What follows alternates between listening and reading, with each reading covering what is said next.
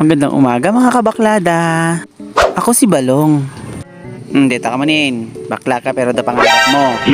Maaga nga pala akong umalis ng bahay kasi birthday ng aking kapatid. Paano masabi? Maaga nga pala ako nagpunta ng SM kasi doon ako bibili ng cake niya.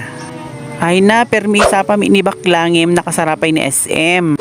Kay alas 10, tilukat ni SM. Kay alas 9 pala kay di Giants sa ure kita mo. Nakashades pa ni bakla kas lagpalimos. Hindi na boring ni bakla, nagruot latan atap no ko makatulong ng konti kay inang kalikasan. Damo pa girl. At yan na nga, bumukas na nga ang langit. IST ang SM pala. Siyempre, nakiinunan ako na atap no fresh di hangin nga mainhil ko. Hindi tutak ni Baby Boy sa amin. Di ni on, naka-red. Agi Starbucks na kumangim.